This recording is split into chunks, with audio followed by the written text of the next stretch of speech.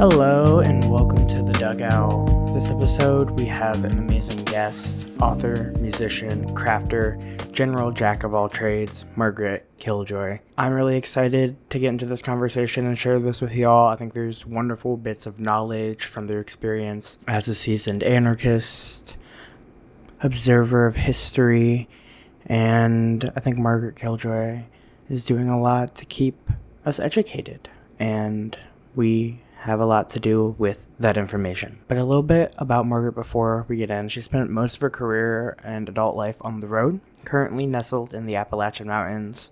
Politically, she's an anarchist and believes that society would be better off without systems of hierarchy and oppression, just like us. Doesn't really fuck with state, capitalism, white supremacy, patriarchy, and the like. And if you like this interview and you want to get some of ours early, or get some exclusive readings or some of the readings early, you can head over to the Patreon at patreon.com/thedugoutpod, and we'll have some stuff to come for you. Very excited for next month. Black History Month is going to be hitting y'all. Stay safe, stay dangerous, and I hope you enjoy this.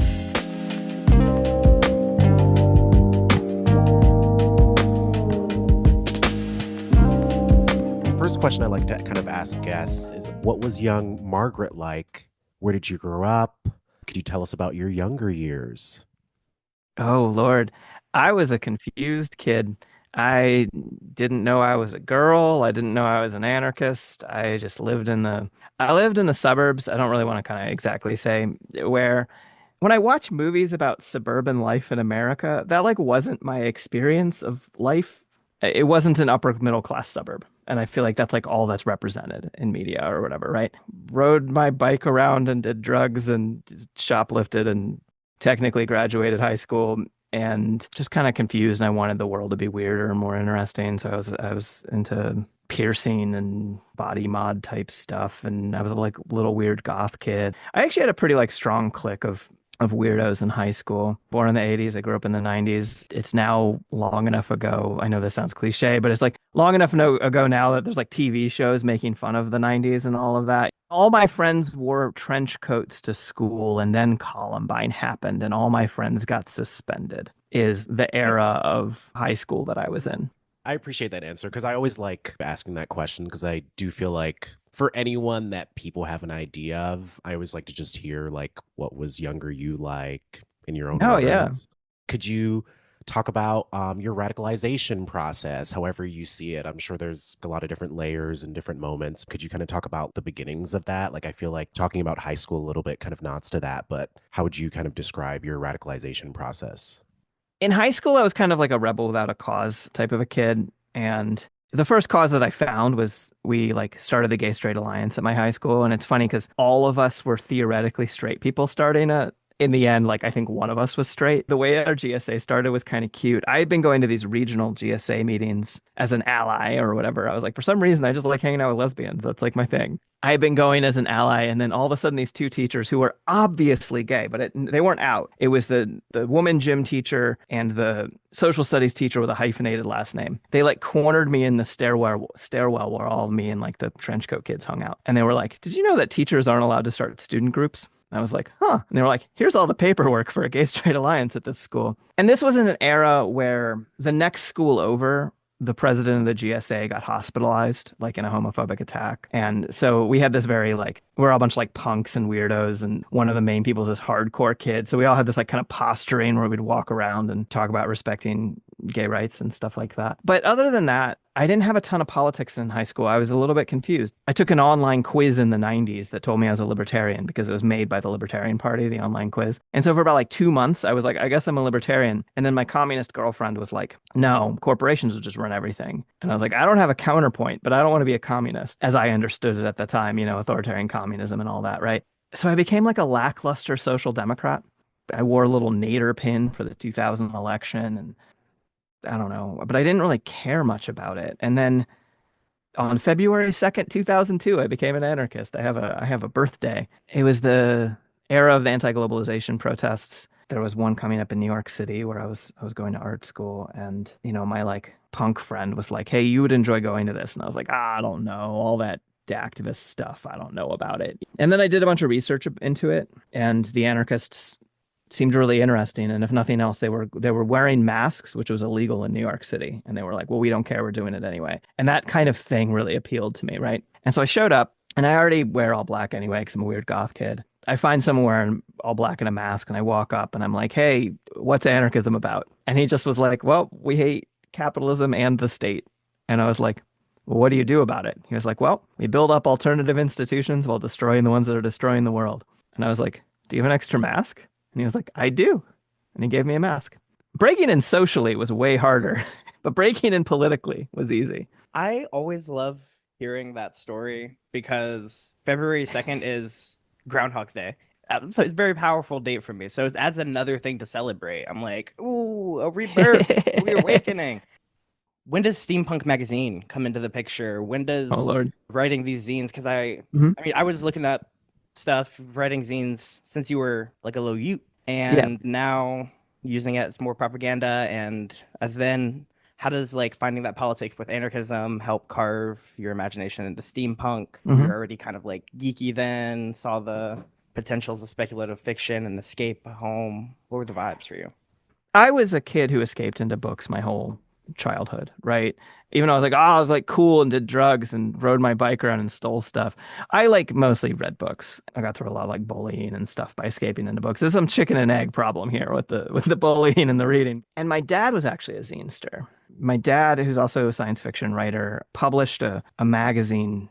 It was just a stapled together. It was a zine. And he published a zine of like his kids' writings and his writings and a bunch of other weird stuff and art, and mailed it out to a mailing list of about like 200 or so people in the 80s. So my like earliest published writings are terrible stories I wrote when I was like 5 that are in my dad's magazine. And then by high school, I was making terrible poetry zines. And I also tried to start like a punk fanzine, got a bunch of demo tapes mailed to me and stuff, and put out like 2 episodes with my best friend who came out as trans years before I did, but this is still after that. Neither of us were anarchists yet. We both ended up trans women anarchists.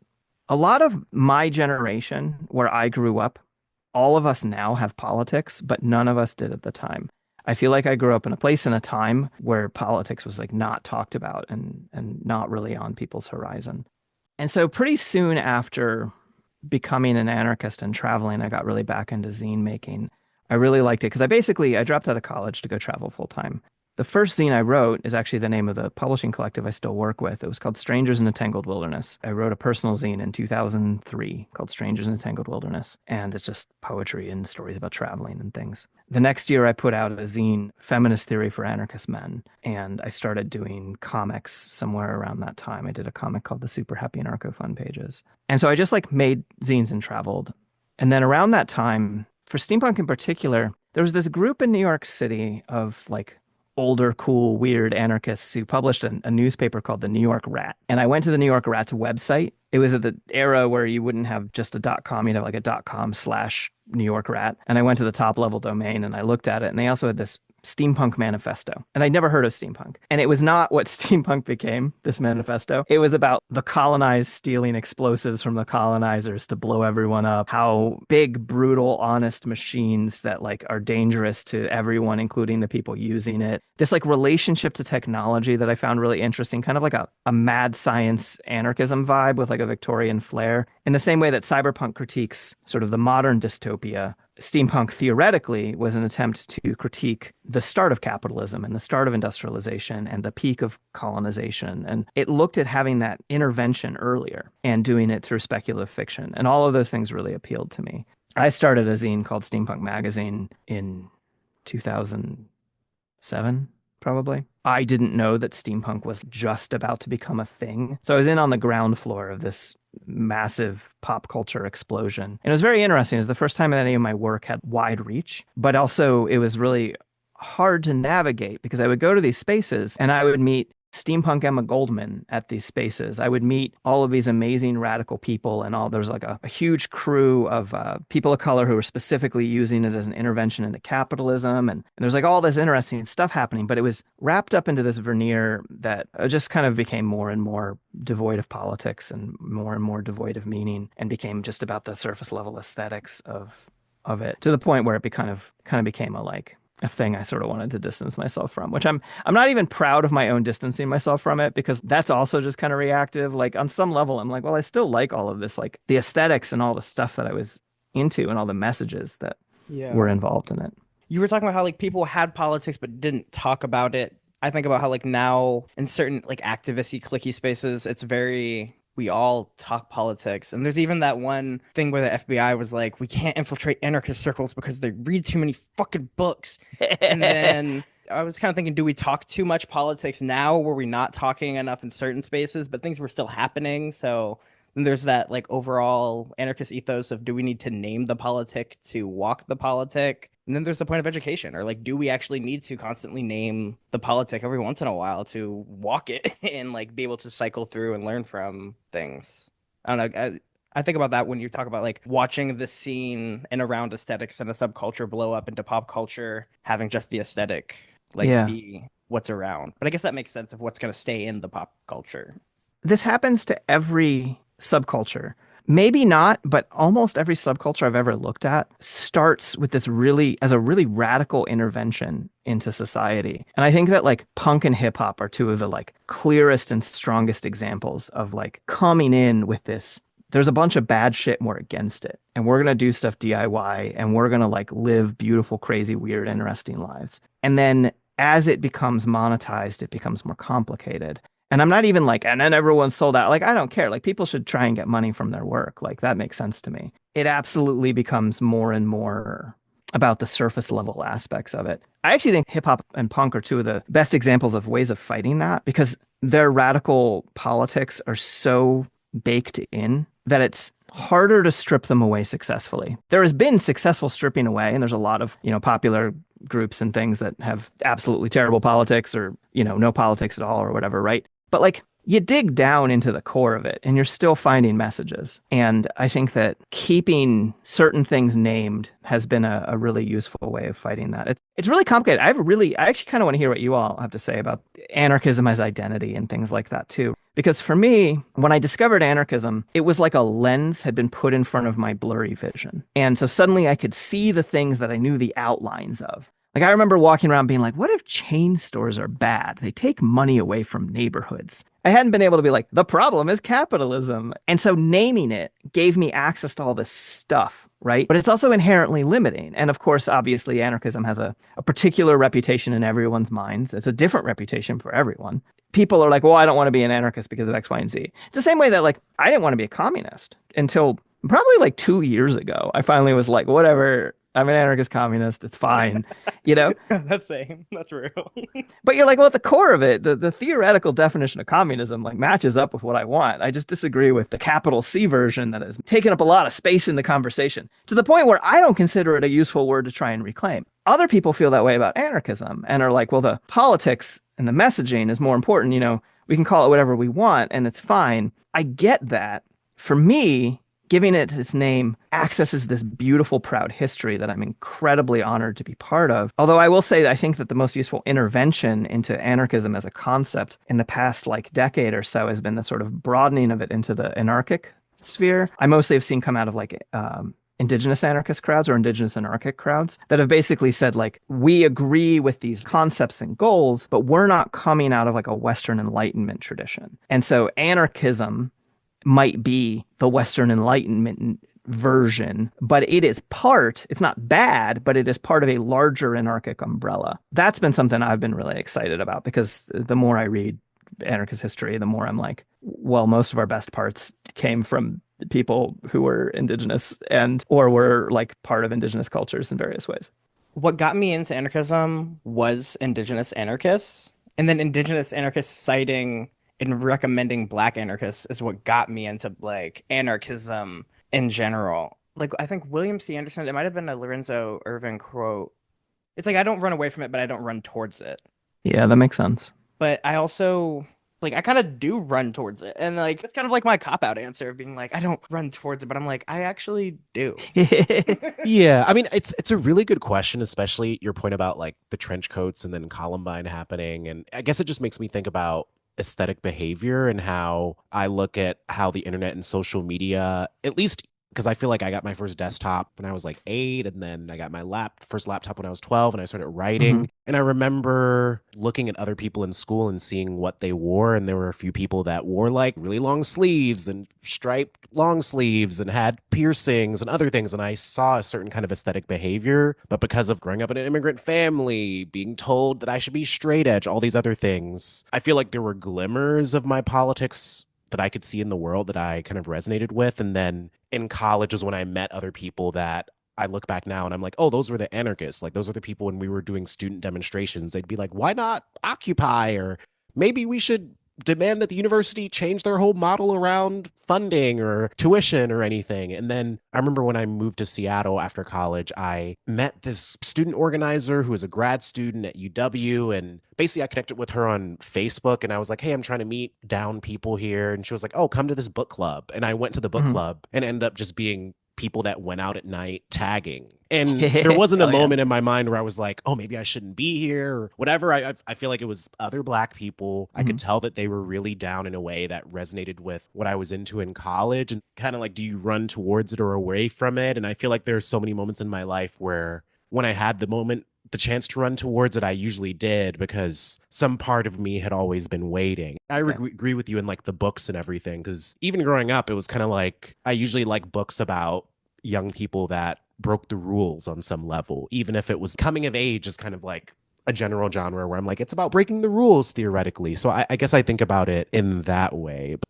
Is it time for like the local community space, local info shop time? How explicitly anarchist, other things like that. But also being like, there are things that brought me to anarchism. When I think about like the forest defense campaigns that I explicitly like looked towards and were like, oh, those are cool. Those are things that would be interesting. I'd be interested in supporting, especially finding anarchism through like environmentalism and those kind of activisty scenes, and slowly looking around and being like, oh, yeah, like I did find anarchism and then was like, I'm gonna go towards them and find who's there, only to be at places and be like, oh, we're not talking about anarchism. We are Hmm. in meetings, we are figuring things out, and then maybe at the end of the night when everyone's chilling, we're having discussions about anarchism and stuff like that, but it's not like, oh, hello, welcome person. Hello, Twig. I like to show you Kropotkin 101. Have you heard Yeah, of totally. Mutual Aid, the graphic novel that just came out? Like, you should sit down and read it in the corner before you can come to the meetings. I don't know. I feel like it does work as identity, as a thing to drive a social space. But at the same time, I do like, especially as like a history nerd, I see the limitations. But then I also see the points where it had millions of people behind it and hundreds of thousands and was the predominant Totally. social thing. So I'm like, maybe we should be what me and my friends were saying the other day, full frontal anarchists, and then just run into the world. And because especially with the internet, this amount of decentralized access to information, I was just listening to the Cool Zone Media World War 3.5 thing, and I was like, maybe Uh-huh. World 3.5 is that's what the proliferation of it. Like, I love seeing how the technology can be used and is readapted.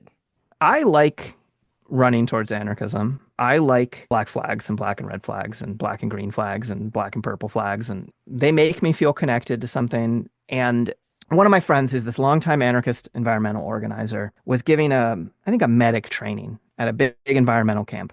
Doesn't go there and be like, "Hey, I'm the longtime organizer and I'm an anarchist, and so here, therefore, the following." When you're given a medic training, you don't have to be like, as an anarchist, I think you should use a tourniquet on the following type of wounds. But she was realizing at some point a lot of the people who were there were sort of vaguely shit talking anarchism or vaguely like feeling really distant from anarchism and not really understanding it without realizing about half the people putting in the work to make the thing happen were anarchists. And I actually think that there's an advantage to being open about being an anarchist and having some anarchist pride without having any anarchist like chauvinism, without having any like, and therefore you need to be.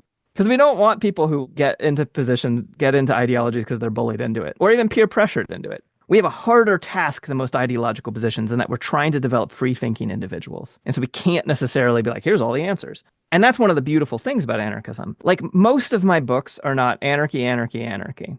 Some of them are, right? A Country of Ghosts is anarchy, anarchy, anarchy. But they're also not really like subtle hidden things. And I try to be very upfront about it. So if people do a little bit more work and look into what I am, and I've had a lot of success with that. I thought it was going to like lock me out of mainstream publishing. It didn't. I went to a science fiction convention, and one of my older friends who's been a science fiction writer for decades was showing me around, was like, you have to meet Margaret. She's an anarchist. And then this like guy whose science fiction books I read as a kid, I'm not going to name him, about how he behaves towards women, so I don't want to claim him. He turns and he's like, me too. I was really excited about that because I'd read his book as a kid. And then later, one of my friends was like, oh, that man grabbed my butt.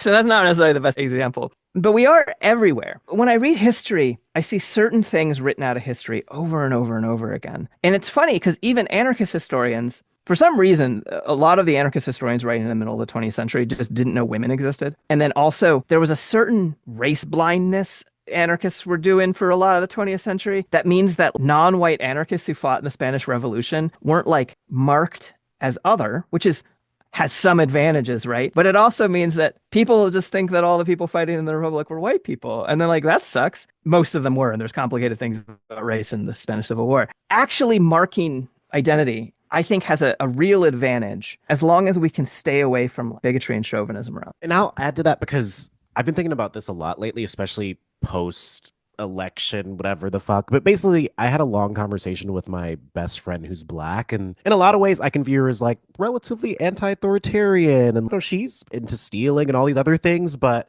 we had this conversation where basically she was just being extremely xenophobic and was like, I don't think it's going to be that bad for immigration if Trump wins, and using a lot of those same talking points. And in that way, and like even doing this podcast, I feel like it's been useful for us to kind of come back to these terms again and again. And I feel like even when we talk, it's like there's distinctions in how we view things or describe them.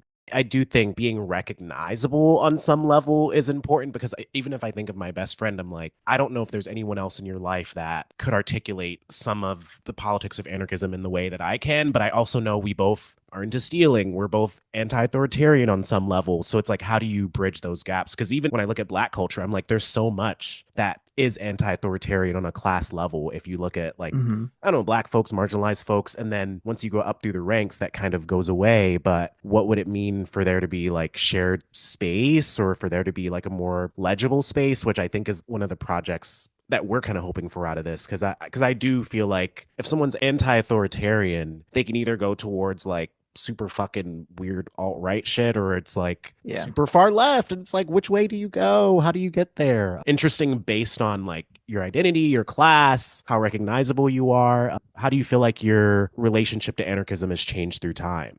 There's this whole thing that when you get older, you're supposed to become more conservative or whatever. And at first I was like, well, that's clearly not happening, right? Because my anarchism keeps deepening. But I found what happens instead for me, it becomes a little bit more pliable and more nuanced. And it has become less of like a zealotry and more of a like the core aspect of my personality. I think about how, to tie it back into aesthetics, when I was a teenager and I was like dressing goth or whatever, it was sort of a costume, right? But not in a bad way, because I was 16. I didn't know. I was just trying things out. And now my aesthetic tastes are just in me.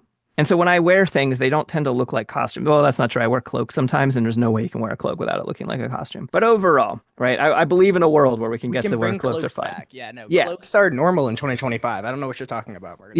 We're in a brief blip of non-cloak. All of human society until like 1910 or 20 or something, cloak. Then no cloak, when cloak again. It's really comfy. It's like a blanket. Anarchism was a thing I was trying on. And so I had to really not force it, but I was forceful with it. Now it isn't. And I have easier times talking with like non-anarchists. I have easier times seeing and understanding non-anarchist positions. On the other hand, I also almost have the opposite effect where like, I just like can't with authoritarian socialism. I keep trying to come around, not to be in favor of Stalin or Lenin or something, but to be more understanding and appreciative of, because people who have subscribed to Marxism have done amazing things throughout history. But these larger structures keep doing evil stuff. And that keeps reminding me why I'm an anarchist, in the same way that a lot of individual Christians do so much, basically mutual aid, right? And then like, if you go and do border work, and I haven't done border work, but I'm using the example that my friend talks about all the time, right? It's like you go down to the border and it's all just like anarchists and Christians. But then the larger structures are where you start getting into all the like stuff that can create Christian nationalism and, you know, do all of this horrible stuff. Whereas the like, I don't know, I follow a guy who says you're supposed to be nice to people. I'm like, that rules, you know? And so with Marxism, I feel that way, where I'm like, okay, you all are just like I have a whole weird the church as tankies theory, but that's a separate No, yeah, I mean that's conversation. it. Like, what's the rank and file doing? Because even like, Yeah. who's the rank and file in the USSR? Who was in the Soviets doing things? Who was in the Guard? Who was in these Christian groups that are down at the border? Who are in the anarchist groups? The structure is telling you we're going down here, like with the Christian groups. I don't know. Yeah, I like that you mentioned that point because I was doing some border stuff not too long ago, and I feel like I understand some of the stuff that you're saying. I was even thinking about this with at least like religion recently or like hyper Christianity, where a part of my problem with it, even on just like an emotional level, is people that are so Christian or religious that religion comes before like seeing the person right in front of them or the people in front of them, Hmm. and how I think in a lot of ways anarchism demands that we turn away from that, or like people that are religious that don't do that and then like they acknowledge humanity first, like those are the religious people I fuck with because I'm like, oh, you're there's an internal sense of autonomy that's guiding you even with this belief system, which I think is necessary if you want whatever aid or help you're offering to be the most humanizing it can be. Because I mean, you can help, like what is help if it's based on the more innocent victim versus the lesser innocent victim in terms of like if we're thinking about aid work. No, and I think actually that idea that you're saying that makes a lot of sense to me. This idea of when you interact with someone, do you first and foremost think, well, Christianity tells me to do the following, or do you do a thing and then it ties into your Christian beliefs? When I was a teenager, as a goth, I went out and bought clothes that I thought were goth. Now I just buy the clothes that I like, and the best description for how I dress is, well, I don't know, actually, best description of how I dress is my partner calls me tactical dog mom. When I was younger, a younger anarchist, I would kind of run things through an anarchist filter because it's a lens that had been so useful to me. So I was like, what does anarchism say about the following? And now I just say like, well, what do I say about the following? And it keeps lining up with anarchism. It helps that I read a lot of anarchists and I seek out anarchist ideas and I expose myself to more of them. But if I run into something where I disagree, I don't feel, and this is an advantage of anarchism, is I think it acknowledges this, right? And it's why I think anarchism, even if anarchic is the larger umbrella, even sort of anarchism is also a huge umbrella. We can disagree with each other and still be roughly on the same side. And it comes across because there are people who do anarchist mutual aid where they're like, actually, I don't know if these people actually exist or if they exist in my own head. I'm not actually sure. But you could imagine someone being like, here's a sandwich, thank Kropotkin, right? Like you get, I mean, they wouldn't literally quite say that, but like, they'd be like, welcome to anarchy food, anarchy. And it's like, and at that point, it's just a recruitment tactic. And like the right wing does that and everyone does that. And so if someone is giving away food or helping at the border because they see all humanity as equal, and believe that that is what Christ taught, that's chill. But if people do it because, like, well, I guess since I'm a Christian, I have to do this thing, or here's a cookie, thank God, then that's when it gets less nice. That's the thing that can be baked into a lot of structures. I feel like that's what's very interesting about a lot of talking to religious people. What is afterlife to you, and how does that affect your moral and then material worldview?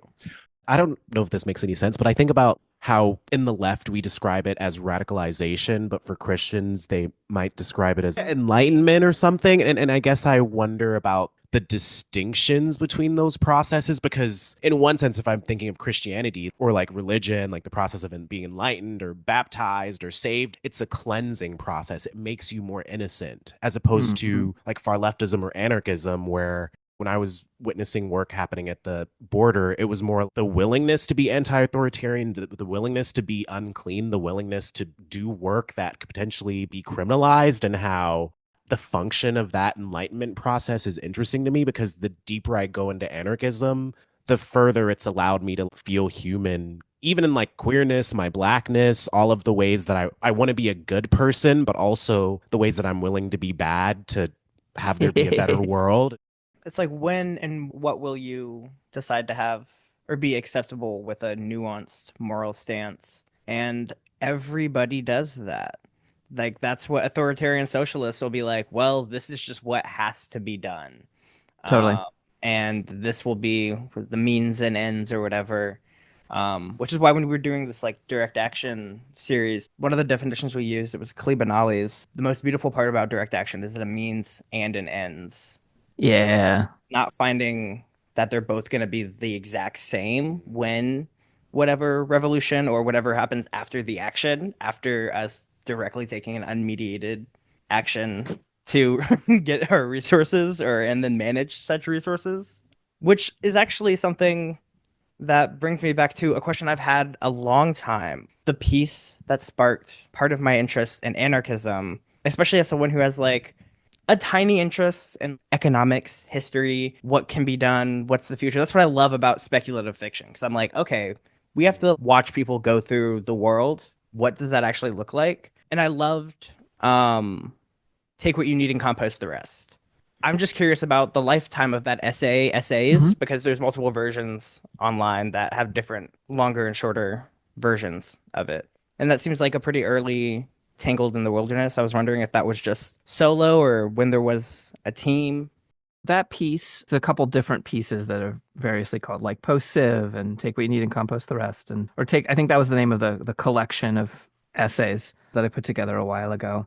It's probably like 2007 or 8. I was living in the Pacific Northwest, and the like waters I was swimming in, it was primitivist anarchism and green anarchism. And we were all a bunch of Earth First kids who did a lot of tree sitting and things like that. But we started having more and more critiques of what we saw as the primitivist position. I don't think we like strawman primitivism, but none of us were like big theory readers. So we weren't responding to Zerzan. We were responding to the waters we were swimming in, which was a certain type of green anarchism. Our basic position was, look, we agree with you about like chaos and organic structuring and the idea that this direction towards what could be called civilization has probably destroyed the world. And like, yeah, we were 20 years later, we're pretty sure we're right about that. But we disagree with some of the like what we see as presented as the core tenets of primitivism in terms of the idea of a response that is returning to a quote unquote pre-civilized way of being. Right. And we were like, we like lens grinders. We like the concepts of looking at technology, like the concept of looking at how to solve problems and systematizing it enough to solve problems on enough of a scale. And,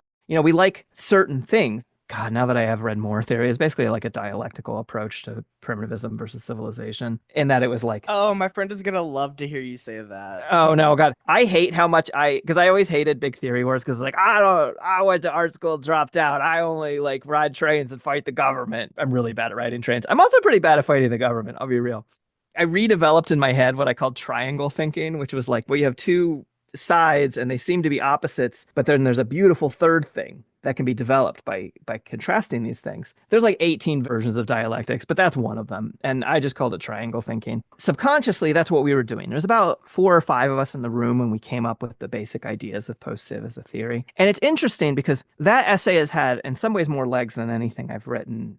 But I wouldn't write the same thing again. The reason I wouldn't is I think it's based on a false dichotomy of civilization versus anti-civilization. I think that is Enlightenment thinking that has infiltrated anarchist theory to present this idea of the sort of primitive versus the civilized. There was like anthropological ways of understanding the development of civilizations. It's like sort of this hierarchy towards more and more civilization. And we were like against that. And I'm still against that. But now I'm also against it as a concept. I've been kind of moving towards that for a while, but then I read the book, The Dawn of Everything by the two Davids. It basically presents this idea that everything that we think anthropologically based on Enlightenment thinking is wrong. And what's interesting is that concept gets a lot of pushback because it undermines most Western political ideology, because it basically says Marx was wrong. It also says Zerzan, etc., are wrong. What it doesn't say is that like indigenous anarchics are wrong. Well, I mean, I'm sure there's individuals who feel very differently about it. It basically says there is not a linear concept of civilization. And so honestly, when people ask me, how do I feel about post-civ now? My answer is sort of like read Dawn of Everything. I don't know. Yeah, I definitely came to it in that kind of way. It was kind of read it and then tried to read Zerzan and then was like, why? Why when there's post-civ now? And then like one of my favorite printing mishaps was when I accidentally printed the whole zine in sticker paper. So then we just zined it around the whole city.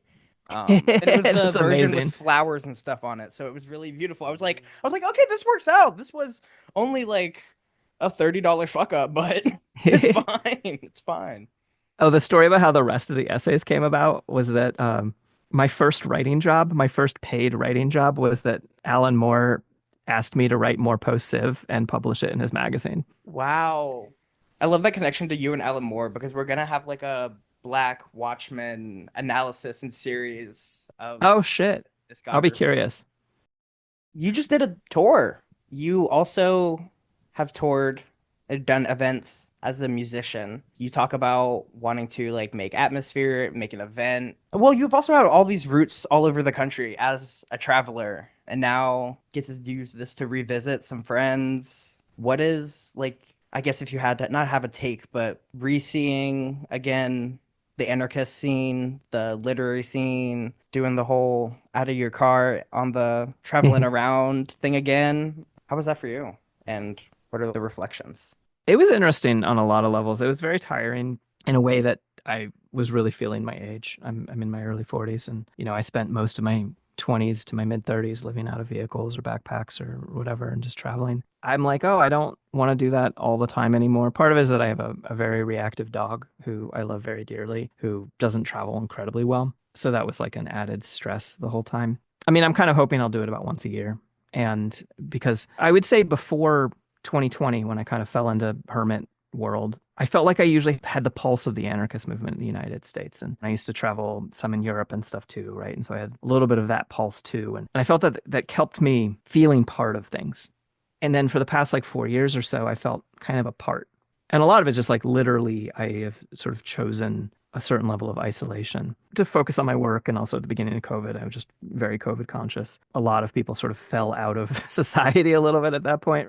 It was nice, yeah, as you kind of pointed out, to go back and see how things are going. And it was kind of useful because there was this thing that was happening as I was sort of aging and I was doing less direct action, is that I felt like this tension where I still felt like I was one of the people on the ground, but I kind of wasn't. I didn't know how to fit in. And now with a little bit more space, I'm like, oh, now I'm a cheerleader for you, for everyone. Like now I'm like, we can do it, everyone.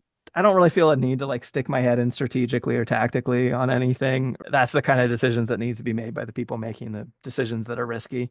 It's been kind of nice to just sort of be like, I write books, I read history, I tell people history. I try not to tell people what to do. I see myself as a support role.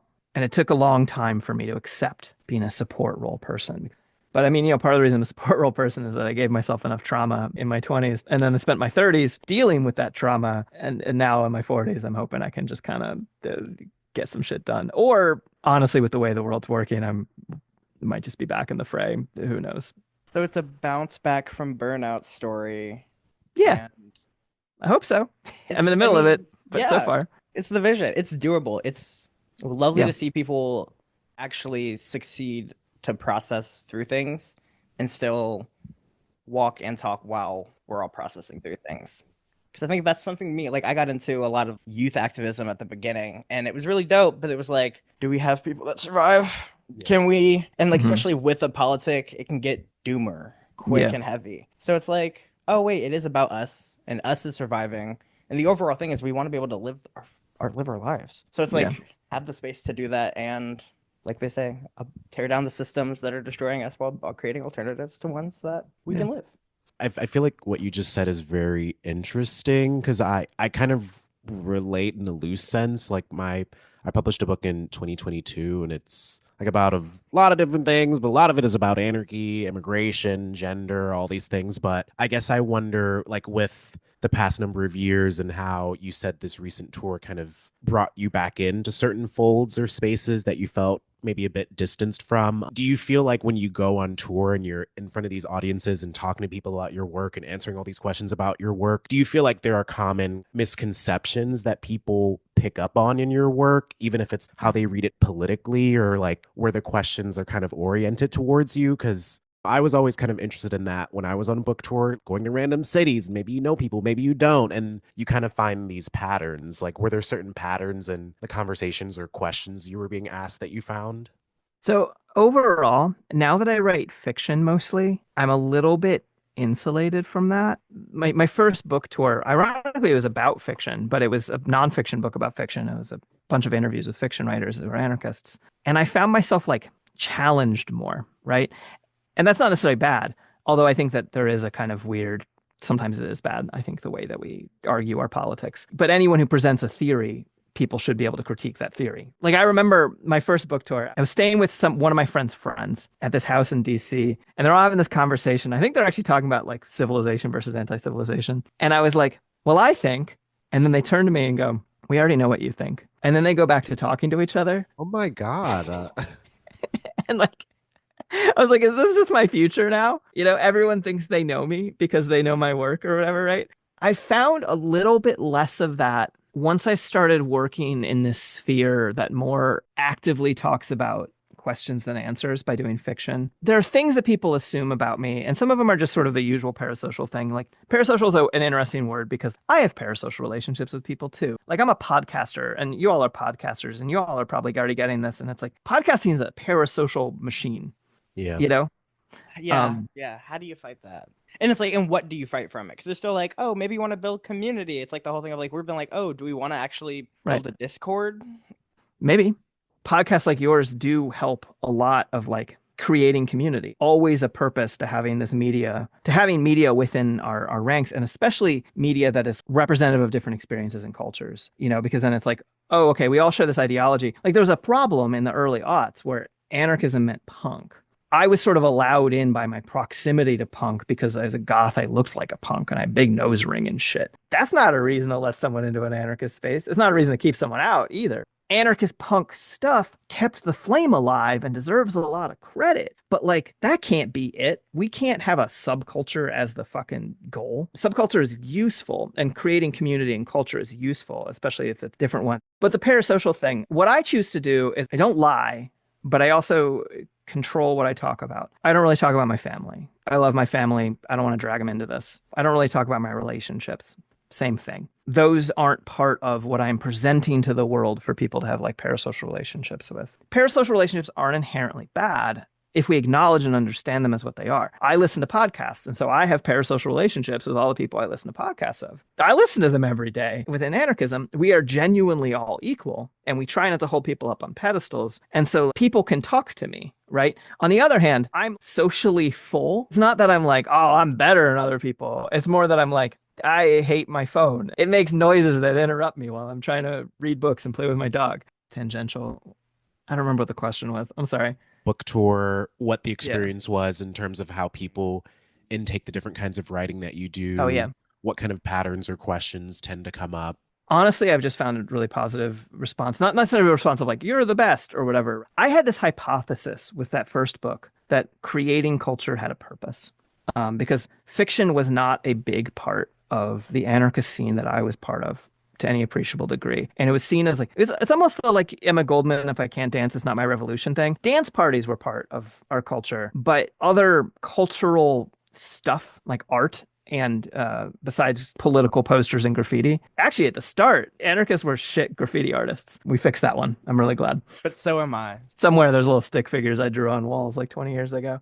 Probably not. They've probably all been buffed out. I had this hypothesis that there's a point to writing fiction. And I didn't come up with this hypothesis. I mean, it's a book of me learning this hypothesis from other people. And then going on this tour was just like, oh, the answer is yes. There was a point to it in specific, weird, tangible ways where someone told me that her trans brother was no longer homeless because her right-wing parents read some of my books and understood trans people better and let him back in. And I'm like, well, that's it. I'm done. I have, But I'm actually curious about your book tour and like, what were the conceptions that people had about you and your work that like did or didn't make sense? I mean, it was interesting what things people attach to rather than others. Like a lot of people attach to my relationship with my mother. A lot of people attach to the chapter I wrote about Standing Rock. A lot of people attach to BLM, college organizing stuff. But then I was like, no one wants to talk about the threesome or stealing or any of these other like really fun things that are in the book.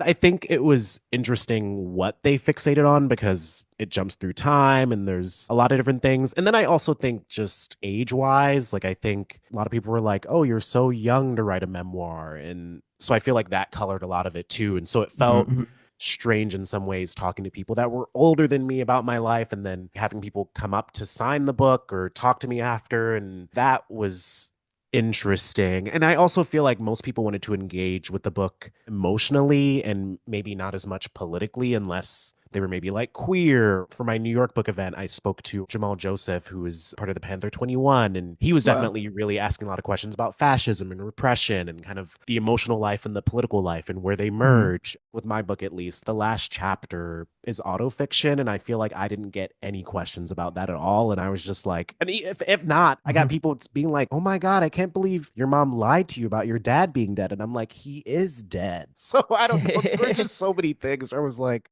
this is just an interesting experiment in a way. There's a level of condescending that people are to younger writers that, like, I'm willing to bet also being black makes worse. The people who aren't the people you expect to be a writer. I remember once, actually, I went to the steampunk convention. Maybe it was Dragon Con. It was just a big nerd convention. And I went as an author. And I went to go get my badge. And they were like, "So which band are you with?" And I'm like, "No, I'm here as an author." And they like wouldn't understand, that I was like, I write books. The way I like dress, people are like, "Ah, yes, the band." And then I almost feel bad because I'm like, well, I am in a band, but that's not why I'm here. I swear I'm an author. Oh God, there's this story that I want to know better, and I need to do an episode about him. On this first tour, I talked about a bunch of anarchist fiction writers, and one of them was a guy named Dembudzo Marchera, Marichera, and he was from Zimbabwe. I think he was from Rhodesia, like at the time, and he like made his way to fucking halls of power England as a writer.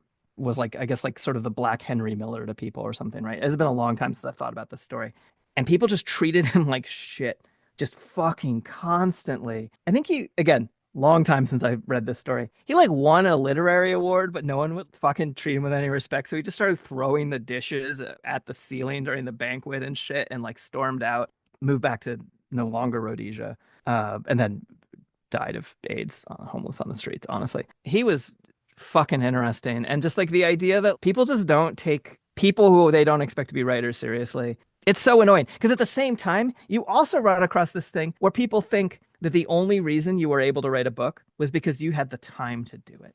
Anyone could write a book. Yeah. And I'm just like, maybe I chose to not take, I don't know. It's just like the time. I'm like, I'm poor. Yeah. But I'm poor, but Yeah, I don't have a high, I don't know. Yeah. Even that is yeah. interesting. The confusion around that. Like, I remember even doing a workshop on my memoir before I like sold it or whatever. And I had Mhm. basically gotten a few drafts in. And I remember an older writer in this workshop was like, "I think you're too young to write this. Just turn it into a novel." And then a year later, I had a book deal. So I was just like, Yeah, fuck you, guy. Yeah. yeah.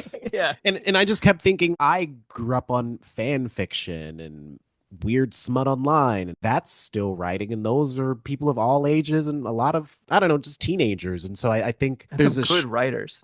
yeah, yeah. And so I think there's just a strangeness to even a book also is parasocial in a sense that sometimes I remember and sometimes I forget. Book tour, it was a lot of weird moments where I was like, I don't think I wrote the book for this reason, but suddenly I'm kind of getting this moment. And I feel like even those things are like strange and beautiful discoveries too. Yeah, finding what other people find in your work is really interesting and fun. And then, people often quote parts of my books to me that I don't like really remember, you know? And I'm like, "Oh, that's great." You know? So one question I've had, um, as a fiction writer, do you ever write as one of your characters or write your characters or explore the worlds just for like dealing with personal stuff or like exploring your own self through those characters? When I first started writing at a more professional level, like when I first started selling short stories, almost every short story I sold was me navigating a specific trauma in my life through a fictional lens. I had a moment where I was like, because I was real broke at the time, and so like when I sold a story for $400, it was a real fucking big deal. I was like, oh God, am I gonna run out of my own trauma to mine in order to successfully create this stuff? But it was kind of a training wheels for me. I mean, the stories aren't training wheels level. I know I can write an emotionally expressive story if I talk about something horrible that happened to me. But eventually I got to the point where now I can write about imaginary horrible things or nice things. And so I do it less than I used to. Some characters, I sort of map them to, I have a story, I'm not going to name which one, where it's like a sort of a love story in a post-apocalypse, and there's two characters that are in love, but it's real complicated and it's not going great. And it's like that's just, I've listened to both sides of two of my best friends talk about their relationship for hours and hours and hours over the years. And I was like, I'm writing about their relationship, but in the future, in a fake world. So sometimes. Yeah. Do you ever like revisit those characters when it's published or done? Sometimes I actually do read some of my own stories, but not always. Um, but yeah, I do sometimes. What advice, if any, in this current political moment would you give to us? Oh Lord. I mean, I did just go on this rant about how I shouldn't tell other people what to do, but I think I can give advice. As artists, as podcasters, Mm. as anarchist peers, as whatever. Okay, my advice to writers is to have 3 days worth of food and water and power in your house, because that's my advice to everybody. And you can't write if you're dead. I would say one of the questions I got asked a bunch at various points that used to bother me, but I finally decided I'm okay with, is people have asked, like, from doing a history podcast for so long, what has changed about my understanding of like anarchism and politics and stuff, or what advice have I come up with from it? And the main thing is that we have to actually organize. We have to actually not be afraid of building structures. We just need to be vigilant about the shape of those structures. We need to not believe that all structures need to be permanent. We need to not be more attached to the structure than the thing that the structure does. I think about when abortion was illegal in the 1920s in Germany. Millions of abortions a year were done by anarcho-syndicalists. The Jane Collective rules, and that's the story we hear about in the US when some Marxists who I think were in with the mob, but I don't necessarily not necessarily in a bad way. I just literally, they're in crime. So the crime people are involved. Ran an illegal abortion clinic that did amazing work and advanced the technology of abortion and did all of this stuff, right? But learning that all over the country, there was this massive network of abortion clinics in Germany for 10 years, basically until the rise of the Nazis, that was run by folks who specifically, and actually, interestingly, they didn't call what they did anarcho-syndicalist. It's part of why their history is actually really hard to dredge up. But rather, it was all the anarcho-syndicalists also did it. Because basically, when you need crime done, you go to the people who are good at organized crime. And in the United States, it was the mafia. And in 1920s Germany, it was anarcho-syndicalists. Because what is anarcho-syndicalism but organized crime, but in a positive way? We have shit we have to get done. I think we have a duty to attempt to accomplish it. And I think that the best means by doing that is organizing. But I don't mean everyone should go out and join the DSA or join the blah, blah, blah, or whatever. Organizing can still be organic.